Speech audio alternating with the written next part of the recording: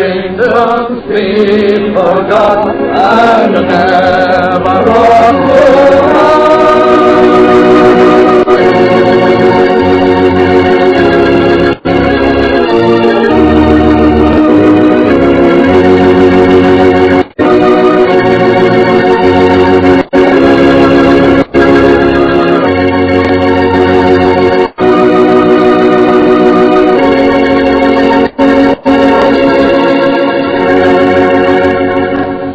Hi, welcome back to the show. My name is Taves. This is Time is Everything, episode 11, number-wise, but it's Time is Everything. Gone but not forgotten since months later, Merce Kearney. Or Merce Kearney. Here's basically the information that I have available to me from public record, news reports, and what happened from talking to people. And what happened to me. 6 months ago, in May 23rd, the wee small hours of the morning, so we're talking back 2014, we're talking back in November 23rd, 2013, in the wee small hours of the morning.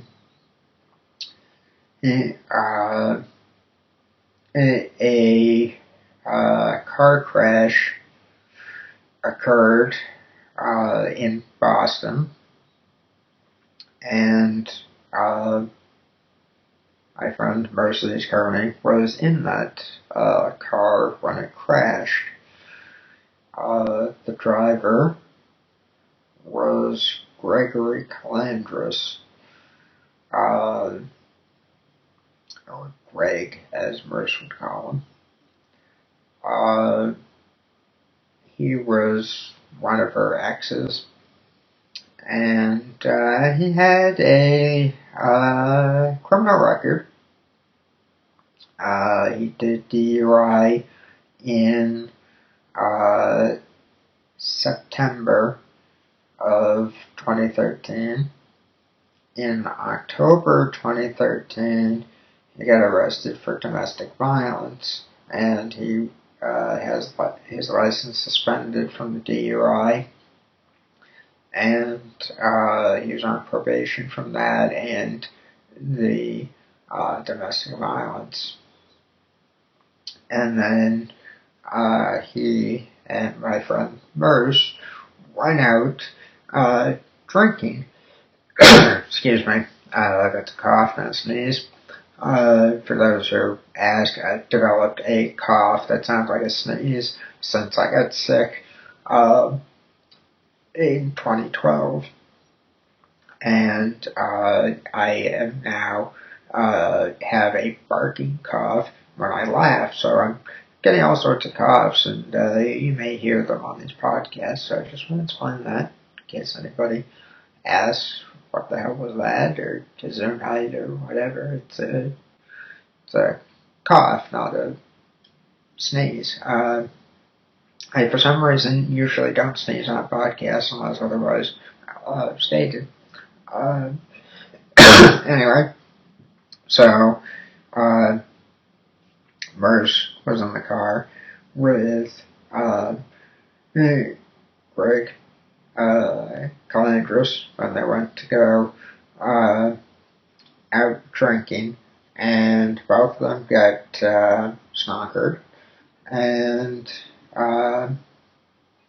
apparently Calandris got behind the wheel of the car and drove drunk, which, as I said, with that little criminal record that he had going, there was not the best of ideas, to say the least, especially with the suspended license. Unfortunately for myself, Merce's family, and any of her other friends, of which there were many, um, she died in the car when it struck the tree. And Calandris,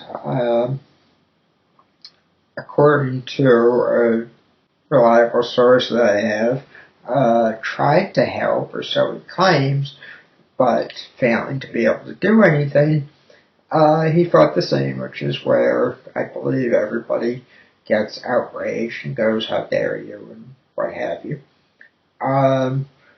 Merce's official cause of death, as my understanding, is that it was injuries sustained in the car crash, and she was dead within moments.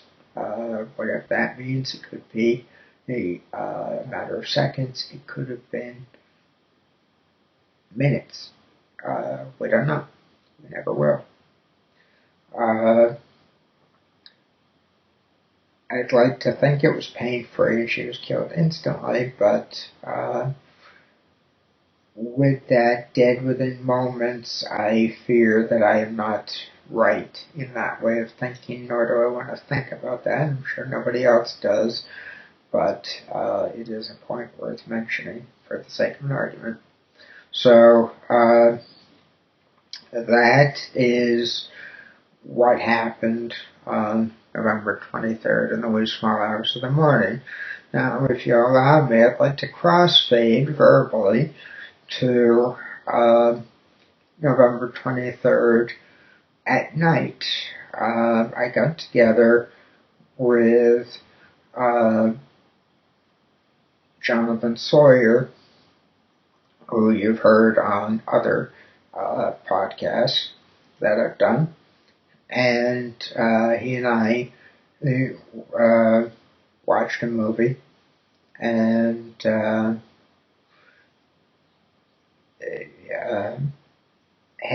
had something to eat, and did some video games. Now,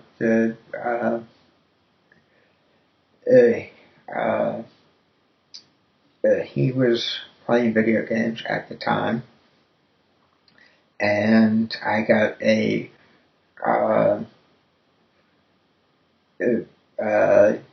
said, let me go check my phone for anything on Facebook to see if I got any messages or anything. And on my news feed, for those who don't know Facebook by now, there is something called a news feed on there, which basically gives you anybody that you follow, or are fans of, a page that you like, or people that you're friends with. When they post something on Facebook, you get either a notification about it, which means they don't pop-up note that says, check out this, that, a friend of yours did, or so-and-so posted on this page, or whatever. And you can access it that way by clicking on the aforementioned section, or there is a, excuse me, what is called a news feed. Now, on the news feed, you can access these stories and what your friends are doing, etc. So on my news feed was a posting by Merce's cousin, Dan, that I'm friends with, who indicated that Merce was killed in a car crash. Now, I only had 13 seconds to look at it because then updated itself and moved the thing out of sight, so I couldn't find it. So I had to navigate over to Merce's page to go, what's going on here? And I saw that through reading several posts, she was killed in a car crash. The aforementioned story that I told. Now, at this point, I put my conversation with Jonathan Sawyer on hold, called my parents and said, I believe, unless I just misread something on Facebook, Merce is dead. And this was to my dad on the phone. And he told my mom, so my mom hopped on the computer and looked at it. I got a call back from them because we're disconnected because I wanted to go look at other posts and see what had happened. And we both came up with the information that Merce had unfortunately died in a rather horrible way. A drunk driving accident. So, from there I was in a fog for a while, and I was doing kind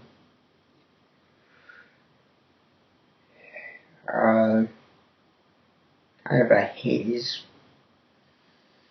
week or two there, waiting to be able to go to the wake. And I went to the wake. I saw a few people. It was nice to see again. And two that it wasn't so nice to see again. One of them was my high school principal, who I butted heads with because she abused her power and was bullying students like Merce and myself, which is probably a subject for another podcast now that I'm thinking about it, and I will be happy to put that one together as part of the new slew of podcasts and get that up. So stay tuned for that later. But in the meantime, that is what happened on November 23rd, 2013. Merce died. I found out about it a week and change later. I wound up at her was a couple of weeks later, I wound up at her wake. I was not able to go to the funeral, which still bugs me, but nothing I can do about it.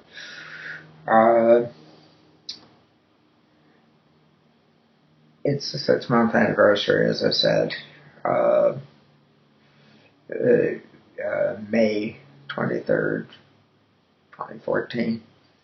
Next month will be Merce's birthday.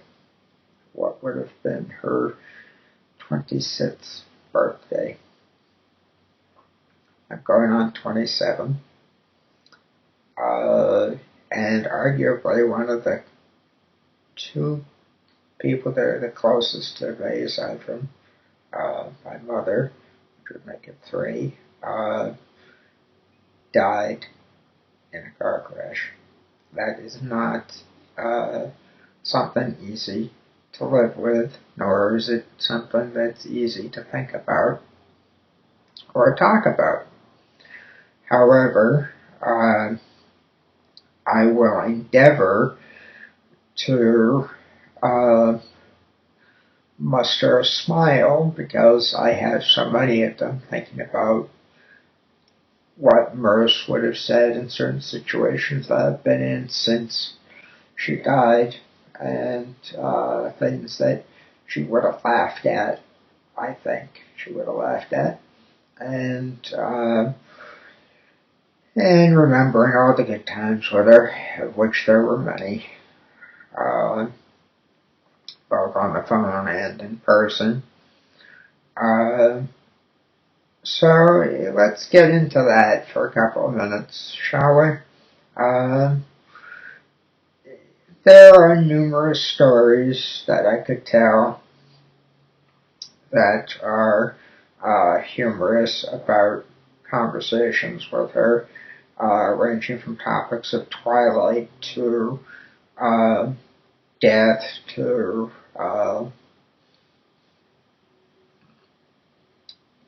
the presidency to anything else, really. And you know, you might get a kick out of some of those, you might not, but a lot of them were racy to say the least, if not out and out dirty. There were a few clean ones, but they're not quite as funny. It was not in popular belief, I don't believe, based on talking to people and telling the stories. The bigger laugh is when she and I would play off of each other.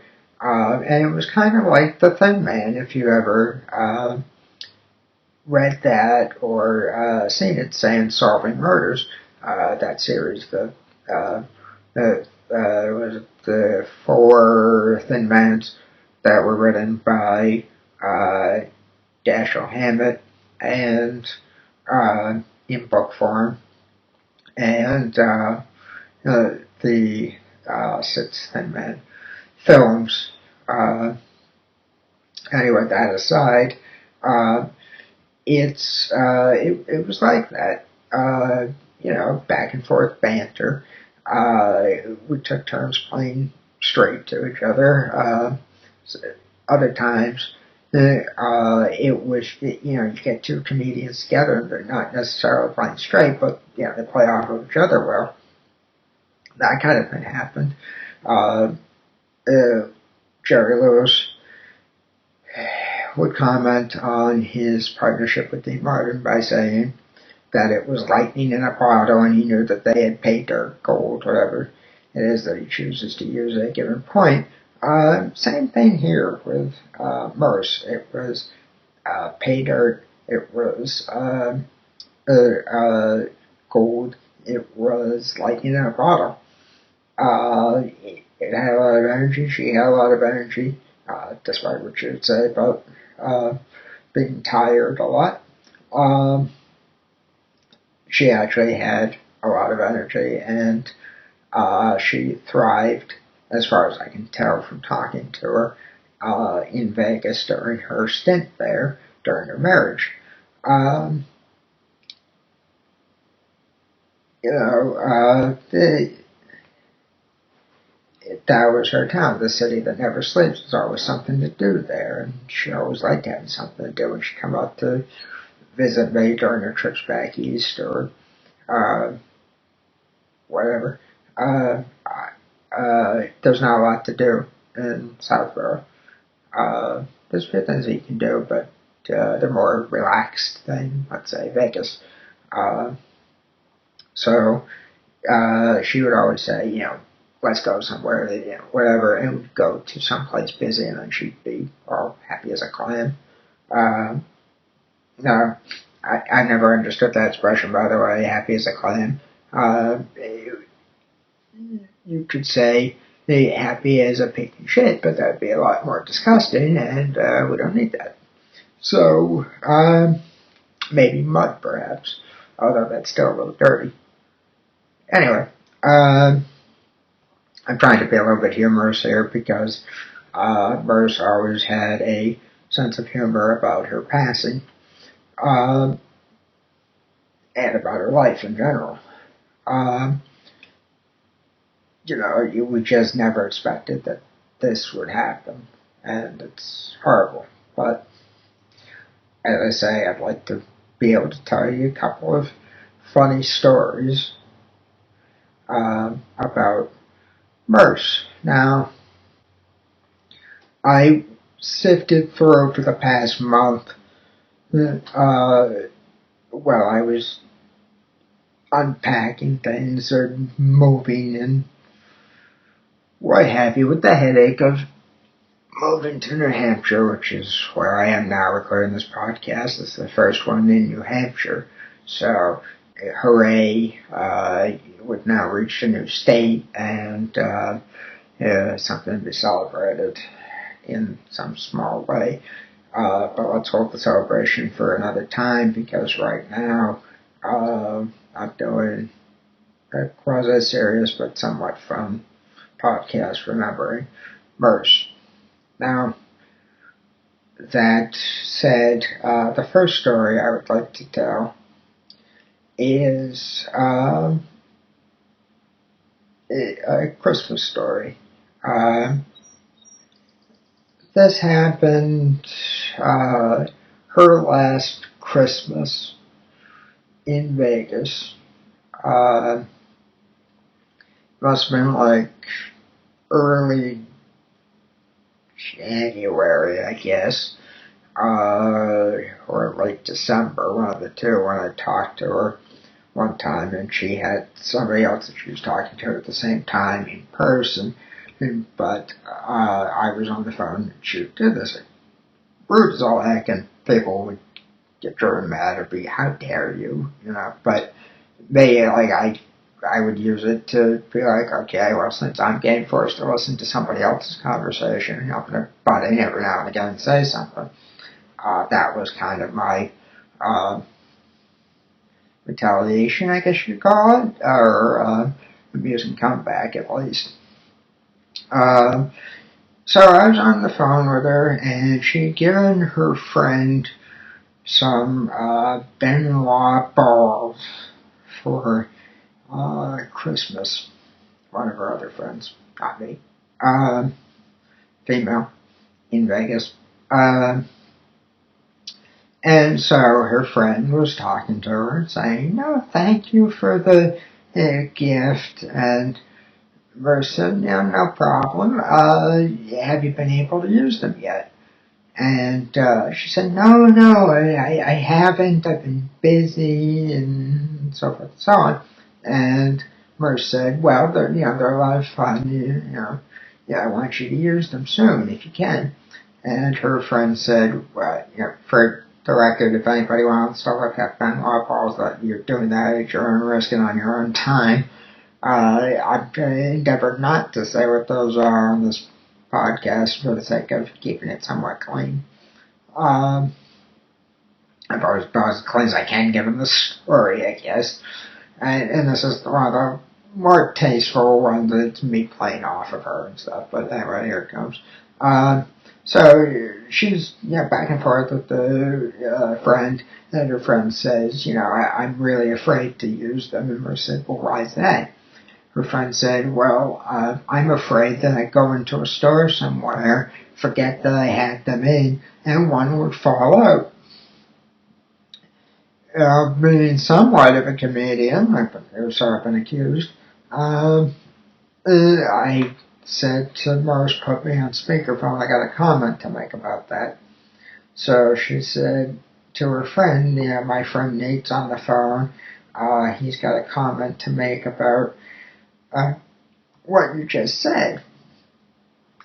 So her friend said, okay, put on speaker. So on speaker I said, you all set? She said, yeah, you're on speaker. I said, okay. You know what you say when you're in that situation at the bar, dropping out of the supermarket or whatever store?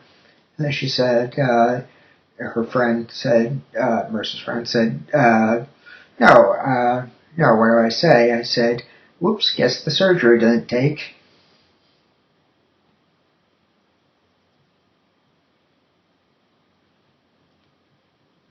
That should be a long enough pause for you to laugh. Hopefully you find that funny. It was a bit off color to say the least. But again, most of my stories with Merce are.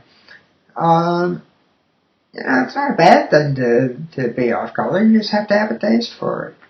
And try to do it respectfully. And I believe that was respectful to some degree. So from there, I'd like to transition to another story. It's not quite as dirty. It's a little bit more complex to tell because I have to omit some information for Merce's privacy, which I can do. It's just it's going to be part of me because it will be playing in my head every time I hear this that I left out a piece of information. But that aside, I will leave it out for her privacy and for her family's privacy.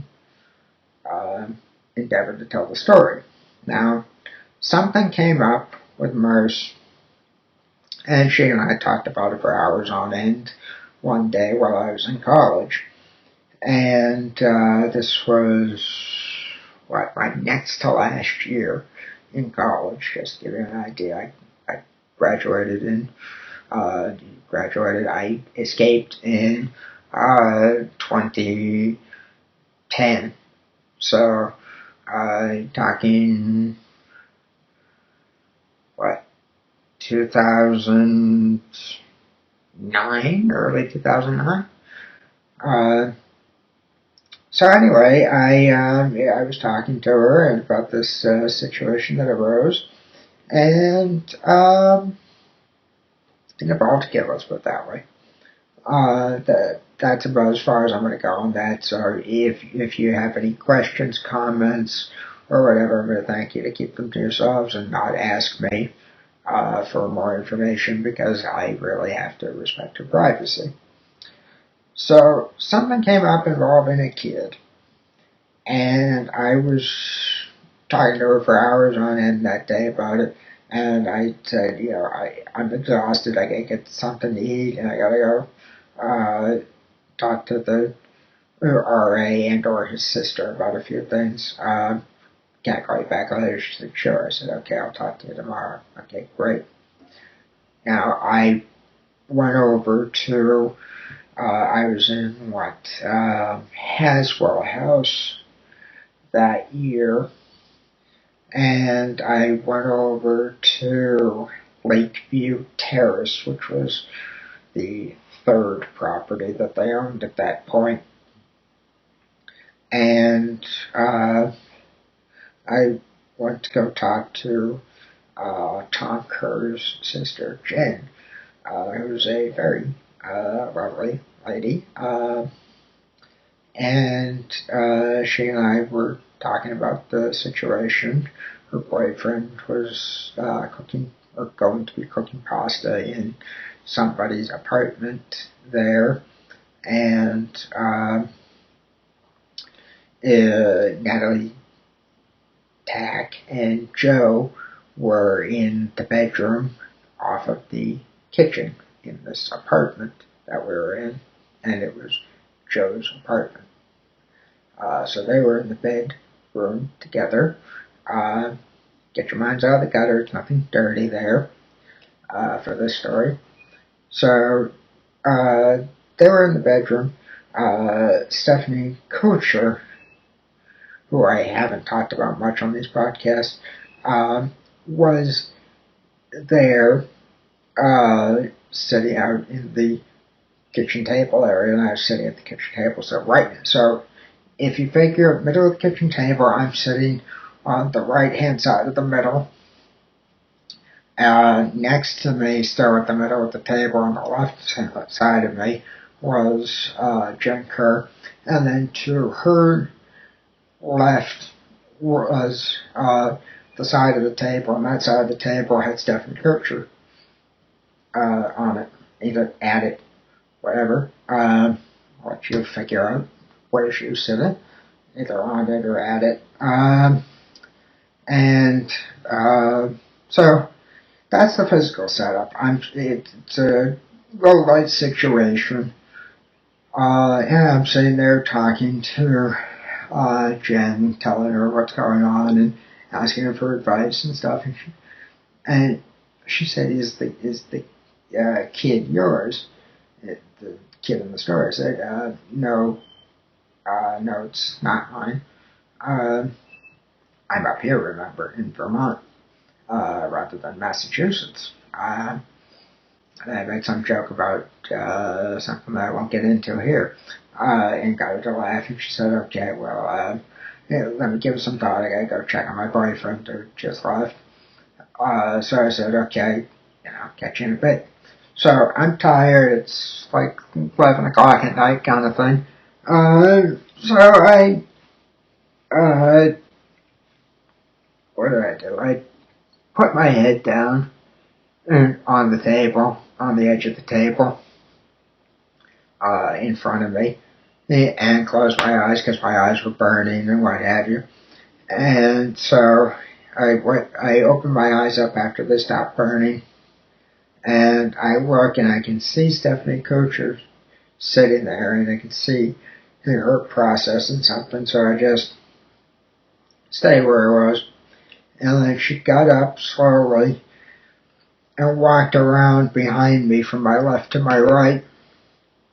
And I could see her out of the corner of my eye disappear around me, come back around the other side, and over to the bedroom door where Natalie and Joe were. And so I watched this unfold as she knocked on the door, and Natalie goes, "Who is it?" And Stephanie goes, "It's me, can I come in?" And they're like, "Yeah, okay, go ahead." And so she gets in, closes the door, and now she thinks she's whispering, but the door is hollow as can possibly be, so you can hear everything that's going on in that room, in the kitchen area. So I'm sitting at the table, my head's still down, and so I hear Stephanie through the door say very quietly, as quietly as she could, to Joe and Natalie, "Hey guys, I think Nathan's going to be a father." I said it absolutely nothing, but I had a grin on my face, because it's like I just got through saying that I wasn't going to be a father, and she went and told them that I was going to be a father. So I lifted my head up knowing exactly what was coming, and Natalie Tack goes, "What?" And Joe yells, "Nathan, get in here!" So, a lot louder than that, but I'm trying to be nice because I have neighbors in New Hampshire that I don't want to scare the shit out of by yelling. So anyway, I slowly get up and walk over to the door. Now I get over to the door, and I put my hand on the knob. Just as my hand hits the knob, I hear Stephanie saying, "Don't tell him I said anything." So I open the door, and the first thing on Natalie Tack's mouth when she sees me is, "Stephanie tells us you're going to be a father." So Stephanie is now glaring daggers at Natalie. And I just looked at her, looked over at Joe, said, "No, I'm not going to be a father." And then I looked over at Stephanie, who was still glaring daggers at Natalie, and both Joe and Natalie started berating Stephanie for the wrong information. And they were saying, "How dare you? You told us this. It's not true, blah, blah, blah, blah, blah." And this is where I get gutsy. I turned to Stephanie. I said, "Did you miss the part when I said it wasn't mine?" And it, cracked the other two up for a second. I can't lie, it was a second. But anyway, it's an amusing story. So that story that I just told is going to be the next script that I write when I get around to writing a script again, because right now I gotta do a couple of things that came up. They'll be on another Time Means Everything podcast a bit later. Once I dig myself out of this hole that I'm in right now, let's put it that way and leave it there. So anyway, that will be the script that I will be working on next. And that's part of my college script series, a series of scripts about different things that happened to me in college, and it's somewhat amusing series of unfortunate events, and there's a somewhat serious side to it, but it's an amusing thing. So anyway, that one would be later in the series, obviously, but that's what I'm going to work on. So there is a merge script coming soon for that, and I will obviously comment on these podcasts as I get through different stages of it, including finishing it, which parlays into or crosses over into my next point, which is that I said that I wanted people to hold me to this, that I was going to write a script about Merce. I didn't know when, I didn't know what it would be called or anything else, that I would just do it, and it would be sometime soon. I'm still not sure when it will happen. I still hold true to my statement of it will be sometime soon. I have been compiling stories. I have been twisting plot lines a little bit, perfecting how to tell vignettes in a visual medium, or in a way that they can be told in a visual medium. And ergo, that leads me to a merge script that is in the works. Is not currently being written, but I will write it soon. I have a title for it. I can tell you the title today. A while ago, as in while I was in college, I wrote a few songs, maybe song poems. Not really sure how you categorize them. Some people think that they're just out and out poems. Other people think that it's, just silly. Other people like it. Some of the stuff's silly, some of the stuff's meant to be a little sweet. And there's a few that are like, where'd this come from? So anyway, I wrote a handful of lyrics of some kind, poem or song. I think they're songs. Somebody else thought it was poems, so split the difference and called them song poems. So anyway, I wrote this one particular one that I liked, called "The Angel by My Side," and in all fairness and honesty, the song was originally inspired by a photograph of another one of my friends. I will not say who for her privacy. And somebody, I don't want anybody else going, you like so-and-so. That's my privacy, but out. Anyway, that aside, this other person inspired the song, "The Angel by My Side." Now, I tried to get it recorded while I was in college, and that did not work out. I was trying to figure out a venue for it, because I can't perform it, really. I could read the words on a podcast, but my voice is certainly not one that you'd want to hear reading something to you. It's bad enough you had to suffer through that on the first Merce podcast that I did. So anyway, the venue that I found for this song is the script about Merce. So there's your title, "The Angel by My Side." The basic story is a friend reflects on the life and death of one of his friends. Remembering good times is the basic storyline. You might say a la Cassavetes meets About Schmidt. It meets something like something like 9 Lives, where there's little vignettes within the movie.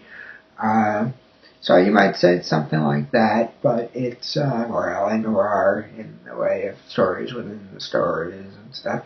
So, I mean, it's something with a mix of those, which means it's going to totally suck probably, but I will still write it, and hopefully I'll like it. But anyway, that's the title of The Angel by My Side. Hopefully somebody finds that intriguing and likes it and thinks that it's a good idea. And I'd say that song's appropriate to fit Merce, because even if you figure that she was devilish at times, she could still be an angel. And when you're friends with an angel, you can say, she's the angel by my side. And that's the way that you Merce. So that song title will work for the script. So that is coming up soon. Now, I really don't have a great way of closing this. Hopefully I've gotten you to smile a little bit at the Almost a Father story and the Benoit Balls story. As I said, I do not have a great close for this. I'm working extemporaneously. All I have is a note that says closing. So, I would like to say this, and it's a sentimental thought, so if you'll excuse me, I will plug for a second that there will be more podcasts coming up. There will be one about Las Vegas for the Movie Case series coming up soon. There'll be another Time Means Everything, Where Are We Now kind of thing. With Thomas and his brother Jonathan. That'll be coming up soon. But first things first, this first podcast. I love her as a friend. I love Merce as a friend. I miss her greatly. I miss her every day. There isn't a day that goes by that I don't think of something that I want to say to her. She was a beautiful person, in my opinion, in 2 ways. One was her character and what she stood for, what she did, and what have you. The other was that I thought that she was pretty. I can say that, I think, without offending anybody. She often said that she didn't want to grow old, and in a rather unfortunate way, she got her wish. She didn't grow old. She still had her looks when she went. My last memory, I will close with this, my last memory of her was seeing her in the open casket at her wake. I respect that it was her parents' decision to do the open casket. In some ways, it's a good thing because it allowed people to see her again for the last time. In other ways, it might have been easier to say, remember a daughter the way that she was full of life and what have you. But that aside, again, my last memory of her was in the casket. Her eyes were closed, her hair perfectly combed. She looked like she was at peace and asleep. So I would like to say that I would like to think of her as just being asleep, but I'd be a damn fool for doing so, because I know that she's not just asleep, she's unfortunately dead. But I'd like to think of her as asleep. I'd like to be able to think that I'll see her again someday. Not obviously in this life, but yeah, c'est la vie. I'm sure Merce's friends, other than me and her family, will echo and agree with the statement that Merce, I miss you. I love you. You're a good friend. And as I said with the title of the script, the angel by my side. Should old acquaintance be forgot and never